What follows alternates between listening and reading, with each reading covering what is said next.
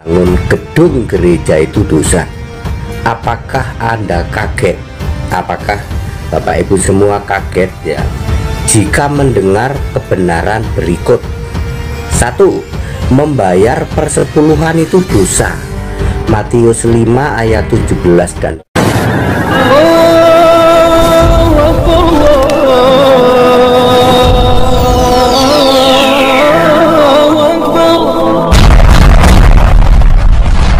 Bismillahirrahmanirrahim. Sebelum kita lanjut, jangan lupa subscribe, like, komen, dan share. Terima kasih. Jazakumullah.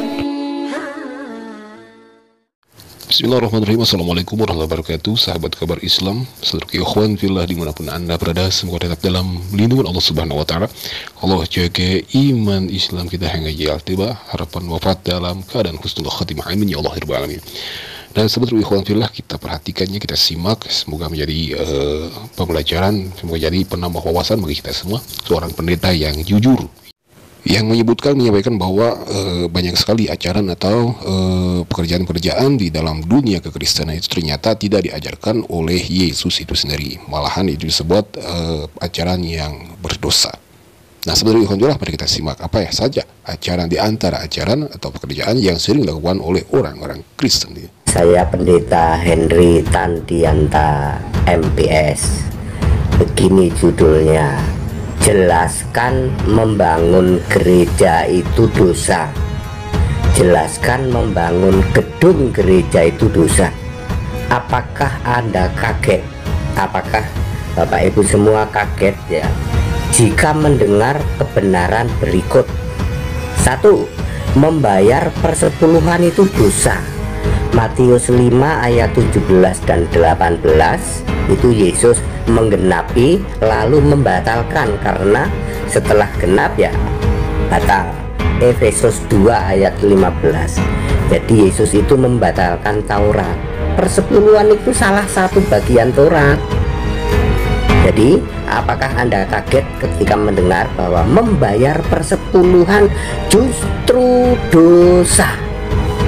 Nomor 2, menjalankan halal haram itu justru dosa. Di dalam Kisah 10 ayat 15 Yesus sendiri berkata, ini perkataan langsung Yesus, apa yang dinyatakan halal oleh Allah, apa yang dinyatakan olehku, itu Yesus Allah ya, tidak boleh kamu menyatakan haram. Kemudian Markus 7 ayat 19 Yesus mengatakan bahwa segala sesuatu halal. Jadi kalau Anda masih halal haram justru dosa ya. Nomor 3, Sabat harus hari Sabtu justru dosa. Di dalam Matius 12 ayat 8 Yesus dengan tegas, anak manusia adalah Tuhan atas hari Sabat. Artinya hari Sabat itu tidak harus hari Sabtu, tetapi satu hari perhentian, bisa hari Minggu, bisa hari dan lain sebagainya. Nomor 4, merayakan Paskah justru dosa. Di dalam Lukas 22 ayat 18 Yesus berkata, aku tidak akan lagi makan Paskah ini sampai nanti kegenapan kerajaan Allah, sampai kerajaan 1000 tahun. Nanti kalau anak domba datang di kerajaan 1000 tahun, perayaan Paskah, makan Paskah ada lagi. Jadi kalau hari ini Anda makan Paskah, merayakan Paskah, justru Anda dosa karena Anda tidak mengakui bahwa karya Yesus ya, kebangkitan, kematian kebangkitan itu. Kemudian Ibrani 10 ayat 6 ya, Allah itu tidak berkenan lagi terhadap korban ya. Paskah itu kan motong kambing loh, motong kambing ya, dan mengimani bahwa terjadi penyaliban Yesus ya. Kalau perjanjian lama potong kambing, potong korban. Kalau perjanjian baru kan korban Yesus itu cuma satu kali ya. Ibrani 10 ayat 28, Ibrani ya, ayat 28, 10, 28 apa 9, 28 ya, hanya satu kali. Jadi udah Paskahnya itu udah selesai. Yang perlu diingat adalah karyanya, yaitu kematian Yesus itu ya. Nomor 5, melakukan doa ke Bapa itu dosa. Yohanes 16 ayat 26, Yohanes 14 ayat 14 Yesus sendiri berkata kok, minta kepadaku dalam namaku. Doa itu kepadaku. Pada hari itu kamu akan meminta kepadaku. Pada hari itu ya pada saat Yesus naik ke surga, sudah di surga ya. Jadi anda doa ke Bapa justru dosa ya. Nomor 6, mengimani Tritunggal itu dosa. Yohanes 8 ayat 24, 1 Petrus 4 ayat 16. Orang Kristen itu memuliakan Allah dalam nama Kristus. Kalau nama Kristus itu pasti Yesus, bukan Tritunggal ya. Anda yang tidak mengakui bahwa tidak percaya akulah dia, Yohanes 8:24, akulah Allah. Jadi Yesus itu berkata, kamu kalau tidak percaya akulah dia, akulah Allah, mati lo dalam dosamu lo. Jadi kamu semua yang percaya Allah itu Tritunggal mati dalam dosa ya, dosa ya. Nomor 7, baptisan dalam 3 nama itu dosa. Kisah 3 ayat 18, baptisan hanya dalam 1 nama Yesus Kristus ya. Dilarang membaptis masih nyebut-nyebut Bapa, Anak, Roh Kudus. Tidak pernah ada rasul yang membaptis dengan menyebut 3 nama. Tidak ada ya, dosa kamu. Kemudian beriman kepada Bapa itu dosa ya. 2 Timotius 3 ayat 15, iman itu harus kepada Kristus Yesus, itu yang menyelamatkan.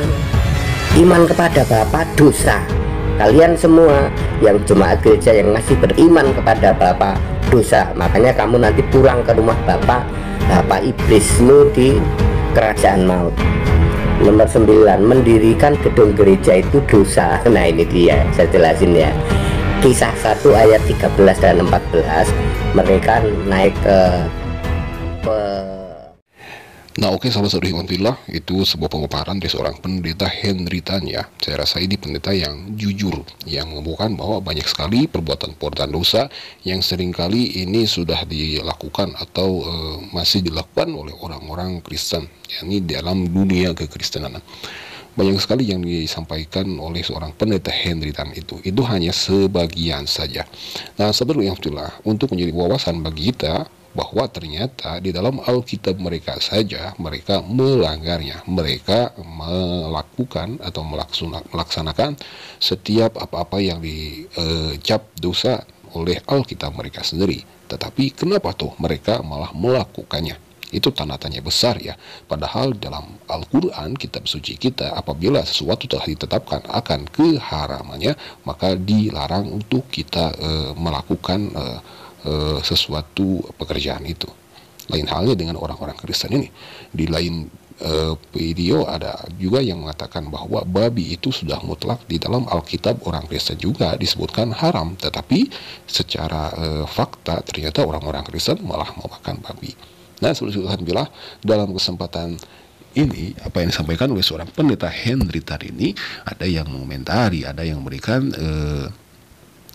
tanggapan bahwa memang benar apa yang dilakukan oleh orang-orang Kristen di dunia kekristenan. Orang-orang pihak gereja itu kebanyakan melanggar aturan atau perintahan dari Yesus dalam Alkitab mereka sendiri.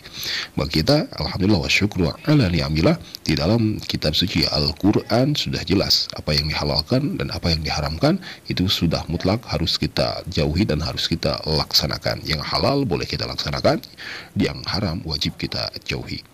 Nah, baiklah sahabat Rasulullah, mungkin hanya itu yang kita bisa simak dalam kesempatan kali ini. Semoga menjadi tambah wawasan bagi kita.